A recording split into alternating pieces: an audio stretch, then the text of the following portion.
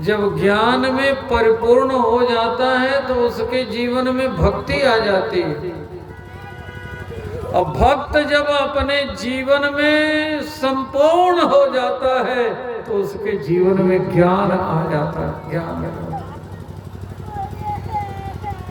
दो ज्ञानियों की बड़ी अद्भुत कथा, दो भक्तों की बड़ी अद्भुत कथा। इसी महाराष्ट्र में, इसी कलयुग में दो संत यात्रा कर रहे थे। संत ज्ञानेश्वर और संत नामदेव। ये युग ऐसा है, इसमें दोष तो बहुत हैं, लेकिन इस युग में गुण भी बहुत है।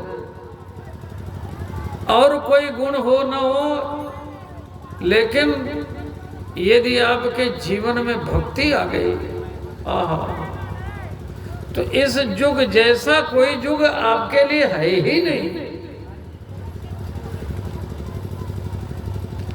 विश्वास पूर्वक जिसके जीवन में भगवत प्रेम आ गया, भगवत प्रेम आ गया, उसका जीवन धन्य हो गया। इस कलयुग में भगवान से मिलने वाले तुकाराम, नामदेव, ज्ञानेश्वर, कबीर, सूर, तुलसी, नानक, बीरा, इन लोगों ने इसी कलयुग में भगवान को पाया। मैं निवेदन कर रहा था, ज्ञान जब परिपूर्ण हो जाता है तब उसमें भक्ति का आगमन होता है। और भक्त जब भक्ति से परिपूर्ण हो जाता है तो उसे ज्ञान की प्राप्ति हो जाती है। ज्ञान की प्राप्ति। ऐसे ही दो महापुरुष यात्रा कर रहे थे। संत ज्ञानेश्वर, संत तो बहुत थे, संतों की टोली थी। पहले झुंड में चलते थे संत लोग, सैकड़ों सैकड़ों 500-500 संत चलते थे। उन संतों में ये भी दो संत थे जिनका नाम ले रहा हूं, संत ज्ञानेश्वर और संत नामदेव। अच्छा, ये संसार के ही कर्म करने वाले साधारण लोग थे, ये कोई विशेष बहुत नहीं थे, लेकिन ये भगवत प्राप्त संत हैं। इसी जीवन में उन्होंने भगवान को पा लिया, उनकी बात कर रहा हूं। अच्छा, प्यास लगी इन दोनों संतों को। घटना यह है कि इनको प्यास लगी, भगवान की लीला।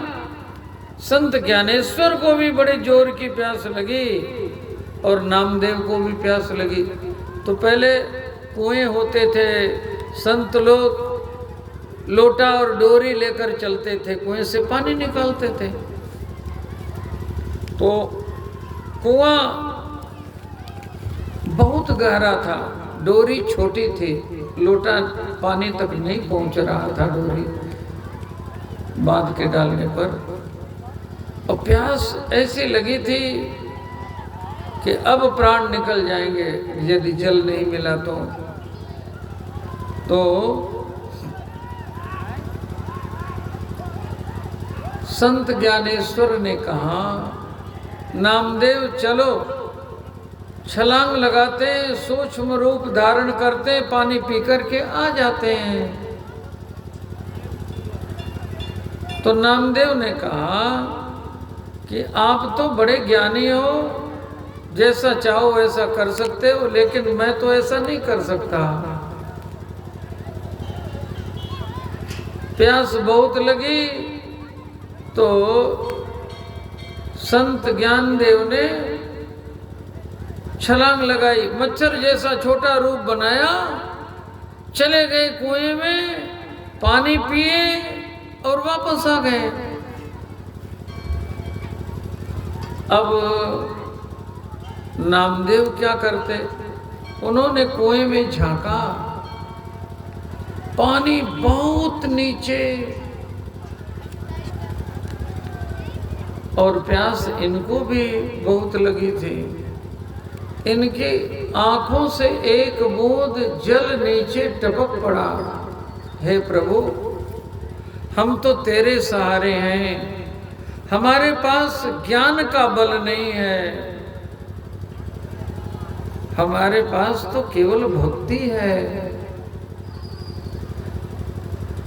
यह जीवन तो व्यर्थ ही बीता, हे राम सीता, हे राम सीता। भक्ति और करना चाहता हूँ, प्रेम और करना चाहता हूँ, लेकिन प्रभु अब लगता है जीवन हमारा चला जाएगा, मैं और भजन नहीं कर पाऊंगा। अब आप ही कुछ कृपा करो तो कृपा करो। ऐसा विचार करके उन्होंने नीचे देखा, आंख से एक बूंद आंसू नीचे गिर पड़ा। बस इतना ही था कि कुएं का जल एकदम ऊपर चला आया। जो इतने नीचे जल था वो जल एकदम ऊपर आ गया। ऊपर आ गया तो इन्होंने भी चुल्लू में जल लिया, अंजलि में जल लिया और पी लिया। और जितने लोग थे, संत लोग यात्रा कर रहे थे, जिनको जिनको प्यास लगी सबने पानी पी लिया। तब ज्ञानदेव के मुख से निकला, नामदेव, आपके प्रेम ने मेरे जीवन की सारी साधना को बहा दिया।